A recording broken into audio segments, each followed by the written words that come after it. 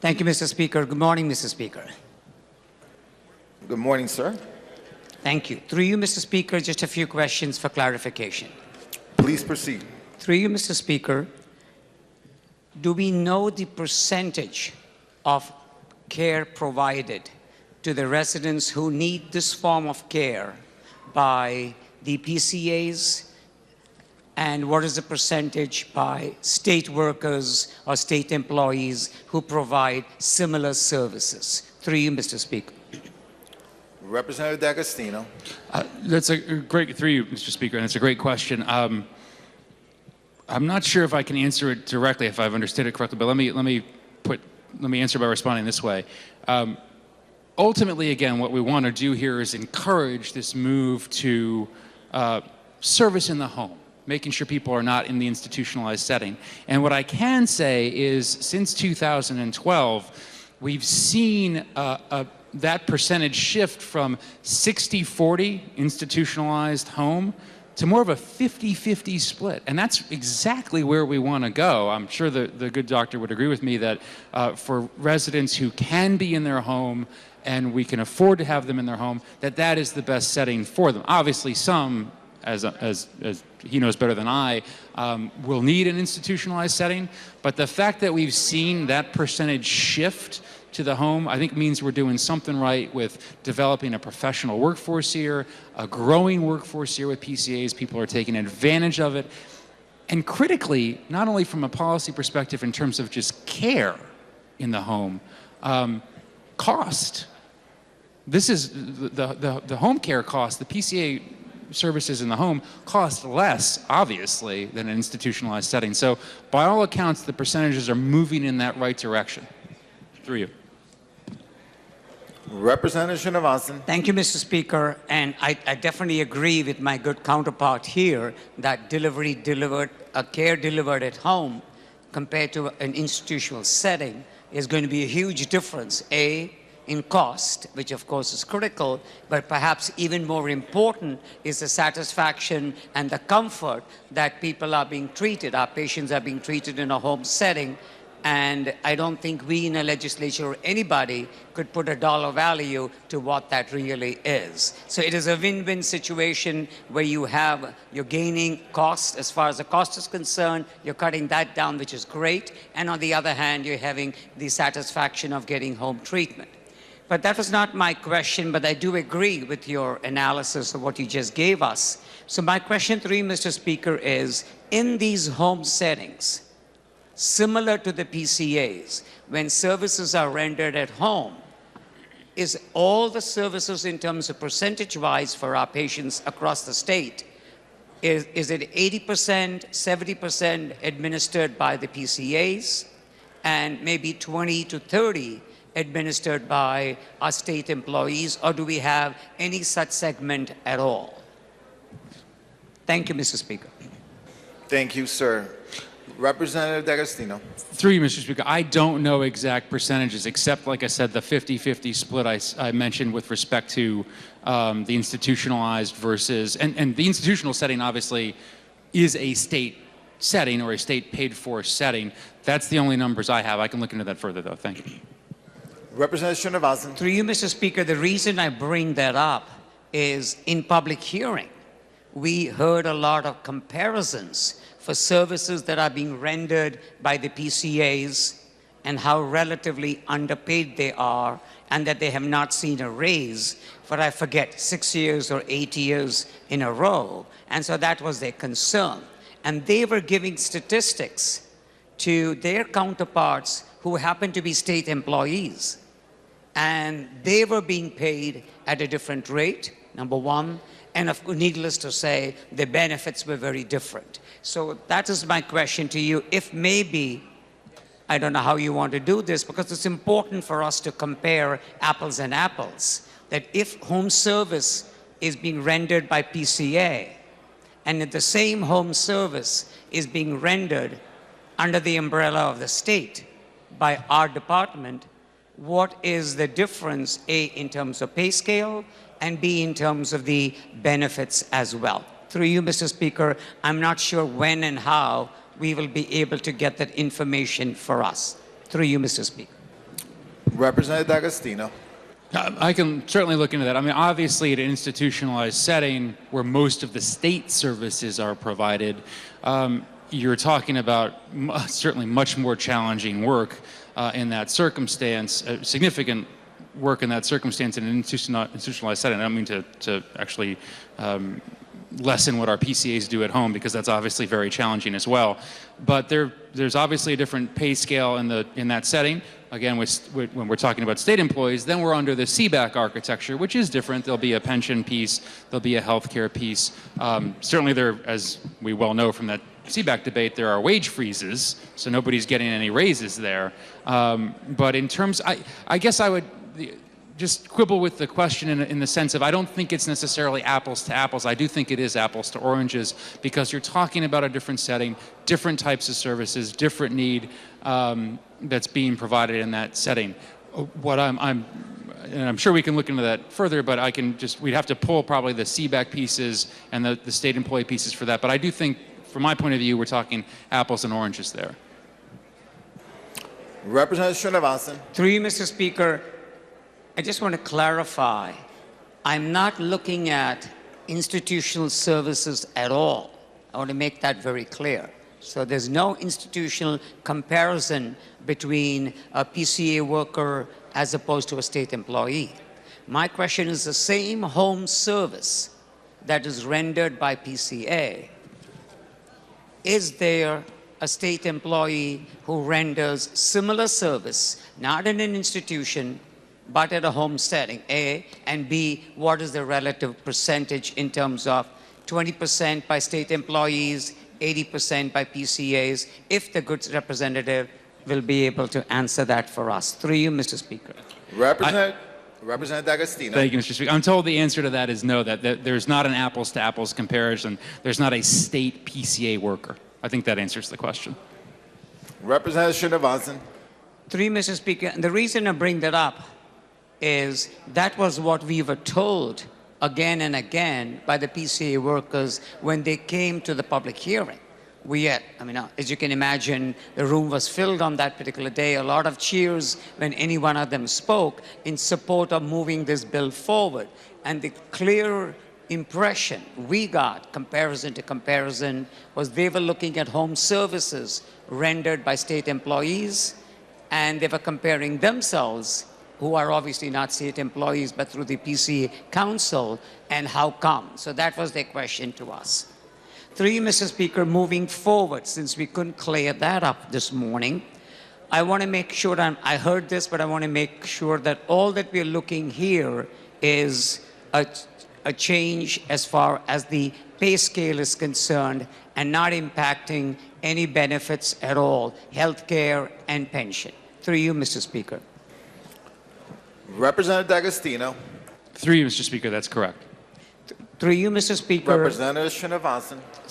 Thank you, Mr. Speaker. Through you, Mr. Speaker, what about overtime and vacation time? Are there any changes in this agreement that we are looking at today? Through you, Mr. Speaker. Representative D'Agostino.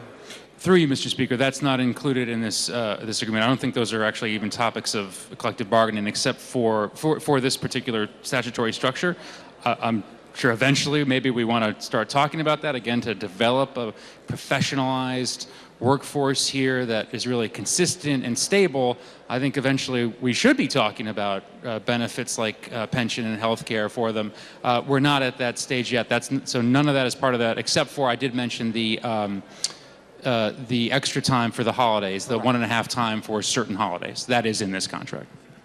Representative Srinivasan. Through you, Mr. Speaker, thank you for the clarification. And through you, Mr. Speaker, the 1.5 times for those special holidays is only if they worked those holidays.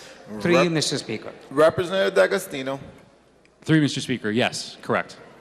Representative Srinivasan. Through you, Mr. Speaker, the good representative talked about a split from the federal government that's going to give us the money to move forward, and obviously the state part. So does the good representative know the ratio of how much of a dollar comes from the federal money and how much is it from a state for funding these programs? Through you, Mr. Speaker. Representative D'Agostino. Through you, Mr. Speaker, the split, as I understand it, is 55-45, 55 picked up by the feds, 45 by the state of Connecticut. Representative Srinivasan. And through you, Mr. Speaker, the good representative talked about the money that is needed if this were to go through is already in the current budget that has already been passed by the legislature, signed by the governor. So is the money already accounted for? Through you, Mr. Speaker. Representative D'Agostino. Through you, Mr. Speaker. So for the first year, full year of this contract, that's obviously the second part of our biennial budget. The additional anticipated cost for that part of the budget is just under $7 million. I think it's going to actually be a little less than that once the workers' comp kicks in, and also because we've included in these numbers, I think, some folks who are not in the bargaining unit. So that is included in the line item, as I mentioned, the Medicaid line item, the $2.7 billion Medicaid line item that's currently in our budget. And I'm told that that line item is consistently looked at and worked out, and there's lapses that are certainly available to cover that. Now, when we do the next biennial budget, we'll have to make sure we account for the second and third years of the contract with respect to what's anticipated for this cost associated with that. But again, we're talking about a line item that is $2.6, $2.7, $2.8 billion. It may be that there actually is no need to add to it, depending on how Medicaid is continually recalculated during that budget process. So again, that first year cost subsumed in our current budget, no need for an additional appropriation here, no need to rob Peter to pay Paul, which is, I think everybody would say, is a good thing. And then we'll deal with it in the next years when we do our next biennial budget. Representative Srinivasan. So through you, Mr. Speaker, as I understand it, in this biennium budget, this $7 million, give or take, is the anticipated cost for if this bill were to move forward. So that $7 million it is already accounted for in this biennium. Through you, Mr. Speaker. Representative D'Agostino. Through you, Mr. Speaker, correct. Representative Srinivasan. And through you, Mr. Speaker, in the out years, obviously in the next biennium and moving forward, what we get are estimates, but obviously it's a moving target, and we're not going to know how much we're going to get from the federal government, what our own Medicaid budget is going to be, and these are just, the numbers that we are seeing today are just estimates for the out years. Through you, Mr. Speaker. Representative D'Agostino. Through you, Mr. Speaker, they are estimates. I think they're pretty good ones. They're based on past experience. This is what we've been seeing from Medicaid. Obviously, if there was some sort of sea change to Medicaid reimbursement rates, that wouldn't just impact Connecticut. We'd be seeing a whole debate on that on the federal level if the federal government was going to just sort of pull the rug out from under us with respect to Medicaid funding. So that reimbursement rate, I think, is a very good estimate. And then in terms of the workforce numbers that we're talking about here, we've built in, because we've seen a trend line of again, a need for more in-home services. We want to encourage more in-home services. So those are based on the trend lines that we've seen with those employees in terms of building up. That's built in here, but again, that is an estimate. As I mentioned in my remarks as well earlier, I'd like to think the workers' comp piece is also perhaps a bit high. Again, given the tremendous expertise we have in the Department of Insurance, I'd certainly love to think and would encourage our Commissioner of Insurance to weigh in here, to work on a creative program. We have some of the best minds in insurance in the state of Connecticut, and I'm sure they can figure out a better way to do it than Massachusetts did, for example. And so those are all estimates, but they're very good estimates, again, based on historical numbers, trend lines, and again, in terms of the budgeting process, I'd like to think when we're talking about that $2.6, $2.7 billion line item next year, that we're going to be able to fold these costs into that without much need to reallocate, and certainly no intention here to divert money from another program. I think we'll be able to do that. Representative Srinivasan. Through you, Mr. Speaker, moving on to the workmen's compensation pact part of this legislation. Through you, Mr. Speaker, right now, as we speak, do they have such a compensation package? Through you, Mr. Speaker. Representative D'Agostino. Three, Mr. Speaker. I'm sorry. Could I ask the good doctor to repeat that one more time? Representative Srinivasan, can you repeat the question, please? Through you, Mr. Speaker, as a contract exists right now with the state, do the PCAs have a workman's compensation package at all? Through you, Mr. Speaker. Representative D'Agostino. Three, Mr. Speaker. They do not. They never have. Representative Srinivasan. So through you, Mr. Speaker, along with increasing their pay scale, talking about time and a half, and money for their training and education, we are looking at workman's comp as well. Through you, Mr. Speaker. Representative D'Agostino. Three, Mr. Speaker. Yes, as I mentioned, for all the policy reasons, I think while we want that workers' compensation, it gives a bit more stability for the workforce, and it really, this is for the residents too, the residents of Connecticut who hire these PCAs, to be able to say, look, I've got that one PCA that I want, that she knows exactly what I need, she does a wonderful job, why should I only have to hire her 25.75 hours a week? I want to have her for the whole week. Workers' compensation will do that again. So we're going continuity of care. I think all of these things lead to cost savings at the end of the day. The representative mentioned the training program. Same thing. That's embedded in the original contract. We're already paying for a training program. That's not new. That's continued. And that's something that I think we all obviously want to have. When you come into this job, you don't want to be thrown into the deep end of the pool. This is challenging work. How to deal with people with some severe intellectual and developmental disabilities. So that training program, again, is to efficiency in services being provided, continuity of services provided, and that piece is nothing new. So look, when you factor all this together, just to sort of get to the end point here, you're talking about net, when you take out the federal reimbursement, when you account for workers' compensation, when you account for the training program, and the modest increase in pay that these workers are getting, you're looking at a net increase of roughly $7 million. Next year, again, that's part of the budget. I was just told that we've been advised that there's a $65 million lapse in Medicaid, so that's going to certainly more than cover the $7 million. And then in the following year, we're looking at, again, this is totals for the modest increases that they get, the extra time for a handful of holidays, workers' compensation coverage, $9.38 million, and then $11.3 million more in the following year after that. I think the benefits from what we're talking about far outweigh that cost.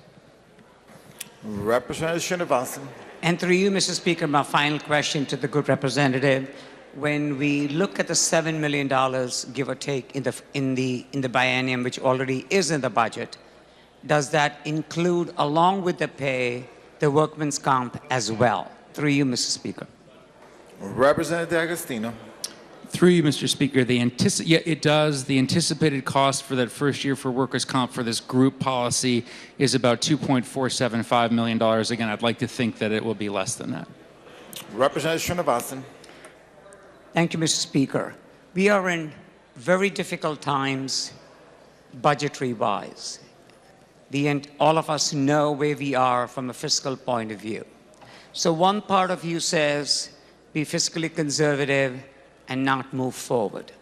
But on the other hand, Mr. Speaker, we know the good work the PCAs do.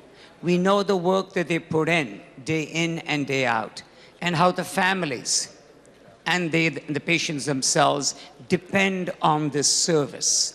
So it's really a balancing act. On the one hand, we've got to deal with our budget woes, but on the other hand comes a humanity and comes the fact that these patients are being treated in the best place that they could be, in their own homes. And for us to have the continuity of the healthcare provider is critical as well. And we've heard over and over again that the pay scales have not increased. These workers are living essentially paycheck to paycheck.